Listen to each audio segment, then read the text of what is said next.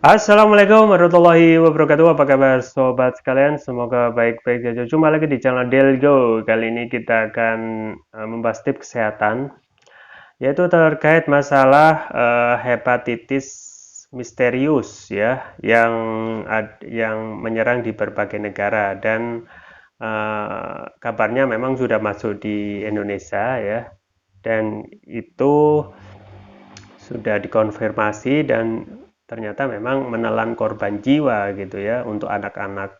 Nah, makanya itu kita akan membahas salah satu penyebab dari hepatitis misterius yang sudah dianalisa oleh WHO, yaitu kemungkinan berasal dari virus yang namanya adenovirus ya. Setelah itu ya sobat sekalian, memang kita ketahui ini tidak bisa kita remehkan ya. Ternyata pada saat sekarang itu hepatitis misterius itu sudah masuk dan bersifat mengkhawatirkan ya. Sudah menelan berbagai apa namanya korban jiwa, termasuk juga ternyata di belahan dunia lain itu juga menjadi permasalahan ya, khususnya di beberapa anak di Inggris, Jepang, Amerika Serikat, Israel, dan belasan negara lainnya itu terserang hepatitis misterius ini ya. WHO itu mengungkapkan kemungkinan karena adenovirus sebagai salah satu penyebab infeksi hepatitis misterius. Nah, apa itu adenovirus ya? Adenovirus itu sendiri adalah kelompok besar virus yang dapat menginfeksi hewan dan manusia gitu ya. Jadi hewan bisa terinfeksi, manusia terinfeksi ya. Disebut sebagai adenovirus sebagai sebab mereka biasa berada di adenoids atau amandel ya. Jadi amandel ini yang menyebabkan hepatitis misterius itu terjadi ya. Adenovirus itu memiliki setidaknya 7 spesies berbeda dengan berbagai varian genetik gitu ya. Jadi variannya banyak. Nantinya subvarian ini disebut sebagai subtype ya. Subtype yang diduga terkait dengan wabah hepatitis misterius pada anak-anak saat ini adalah adenovirus subtype 41 gitu ya. Jadi subtype-nya ada ya.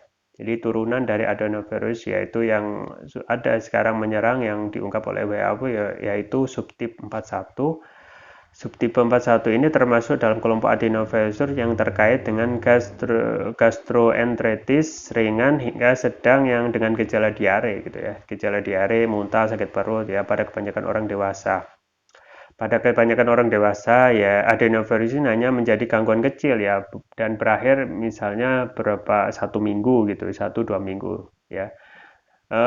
Layanan Kesehatan Nasional Scotland ya, Skotlandia mengungkapkan tidak ada pola yang terlihat dari anak-anak penderita hepatitis misterius ini ya. Jadi memang sudah sangat mengkhawatirkan di belahan negara yang maju misalnya tadi ya, Amerika Serikat ya, kemudian Inggris, kemudian Israel ya, dan belasan negara lain ini memang kasusnya heboh, kurang lebih seperti COVID misalnya ya, yang tiba-tiba muncul dan menghebohkan, dan ini menyerang yang paling khawatirkan adalah menyerang anak-anak gitu ya. Nah, sejauh ini peneliti masih melakukan riset gitu ya. Riset untuk menemukan penyebab langsung antara adenovirus tipe 41 dan kasus hepatitis misterius seperti ini seperti faktor komplikasi ya. Apakah ada gitu? Apakah ada apa namanya keterkaitan antara COVID-19 ya, keterkaitan COVID-19 dengan apa namanya adenovirus ya. Layanan kesehatan Scotland yaitu mengungkapkan tidak ada pola yang terlihat dari anak-anak penderita hepatitis misterius ini ya, mulai dari usia rata-rata saat masuk rumah sakit, etnis atau jenis kelamin tertentu tidak bisa dipetakan polanya. Nah, ini juga dikonfirmasi oleh Pusat Pengendalian dan Pencegahan Penyakit Amerika Serikat. Salah satu vaksin COVID-19 yang mengandung adenovirus sempat dipertanyakan dampaknya dengan wabah hepatitis misterius ini ya. Namun dalam kasus di Inggris diketahui tidak ada penerima vaksin mengandung adenovirus yang terpapar hepatitis. Jadi ini masih dalam hal pengembangan ya, karena ini masalahnya sudah gawat ya. Apa salah satu sisi apakah ada keterkaitan antara vaksin COVID-19 dengan yang mengandung adenovirus. Tetapi di Inggris itu tidak ada penerima vaksin yang mengandung adenovirus yang terpapar hepatitis. Jadi ini masih dalam pengembangan dan kita akan tunggu ya. Dan para ilmuwan pun juga masih melakukan penelitian ya untuk menemukan susunan genetik virus yaitu adenovirus ya. Adenovirus ya. Selain itu juga perlu dilakukan pengambilan sampel untuk mendapatkan gambaran mengenai adenovirus 41 di wilayah tertentu dibanding wilayah lain. Jadi ini masih acak, masih pengembangan, dan yang harus kita lakukan adalah tetap waspada karena kondisi sekarang adalah kondisi yang musimnya penyakit itu yang berat dan tidak menentu gitu ya. Makanya yang paling kita bisa usahakan ya, pertama kita juga patut menyesalkan gitu ya, udah terkait masalah hepatitis misterius yang menyerang berbagai negara belahan negara maju ya, termasuk juga sudah masuk di negeri ini, di Indonesia itu ya, yang terakhir kabar itu sampai 3 anak itu meninggal ya karena hepatitis misterius, dan ini juga harus menjadi perhatian dari orang tua untuk menjaga kesehatan anak mereka ya, tetapi juga tidak menutup kemungkinan kita juga harus menjaga kesehatan diri kita sendiri, orang-orang dewasa, untuk terus menjaga stamina dan imunitas tubuh ya. Yang bisa saya sarankan yaitu konsumsi produk kesehatan untuk menjaga imunitas tubuh, yaitu konsumsi propolis ya. Propolis yang saya rekomendasikan yaitu TPR atau Turkish Propolis Turkiya ya. Ini manfaatnya sudah teruji ya, manfaatnya luar biasa. Ada karena sudah memakai nanoteknologi ya. Nanoteknologi itu teknologi yang dapat meningkatkan kelarutan dan penyerapan oleh tubuh. Artinya dapat mempercepat penyembuhan terhadap penyakit gitu ya.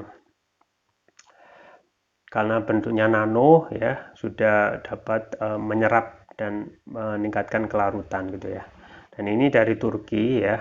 Turki kita ketahui adalah negara penghasil madu terbesar kedua di dunia. Otomatis produksi propolisnya juga melimpah. Kemudian juga ada ruqyah dalam botol ini ya. Jadi sangat lengkap sekali ruqyah itu, terapi pengobatan yang sangat direkomendasikan yang sudah ada dalam botol ini. Kemudian manfaatnya apa saja ya untuk TPR ini ya. Manfaatnya insya Allah dapat mengatasi masalah penyakit non medis ya, dan ini sudah dikonsumsi oleh ribuan customer ya, ribuan botol ya, otomatis sudah merasakan, sudah banyak sekali testimoni ya, mengatasi penyakit non medis, kolesterol ya, asam urat ya, untuk diabetes ya, termasuk juga hepatitis ya.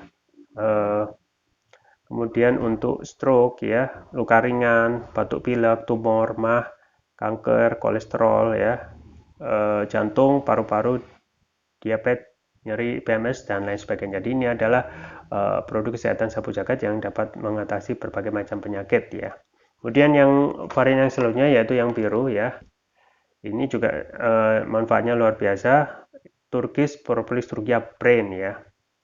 Untuk memberikan nutrisi pada otak, meningkatkan konsentrasi, membantu pemulihan stroke, membantu proses pertumbuhan pada anak dan remaja, meningkatkan stamina, migrain, vertigo, sakit kepala, stres, kepala pening, meningkatkan kecerdasan pada anak remaja sekaligus memudahkan anak dan remaja menghafal pelajaran, dan juga dapat menutrisi otak orang dewasa yang suka lupa atau pikun. Keunggulan dari Turkish Propolis Turkiya ini sudah mendapatkan sertifikat halal dari MUI, sertifikat dari BPOM, dan sertifikat dari INIA, International Nano Entrepreneur Association. Cara penggunaannya cukup mudah, tinggal meneteskan TPR ini sesuai berat badan tubuh. Misalkan berat badan tubuh 70 kg berarti 7 tetes, dikonsumsi 2 kali pagi malam ya.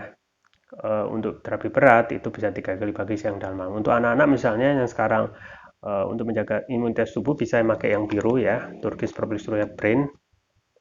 Itu sesuai berat badan tubuh, misalnya 30 atau 40 kg berarti 4 tetes, dikonsumsi 2 kali pagi dan malam, atau untuk yang berat bisa 3 kali pagi, siang, dan malam.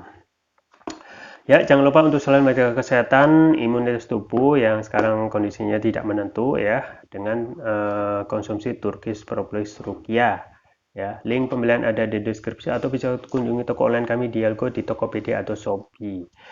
Ya, itu yang bisa saya sampaikan. Semoga bermanfaat. Jangan lupa like, share, dan subscribe. Sampai jumpa lagi. Wassalamualaikum warahmatullahi wabarakatuh.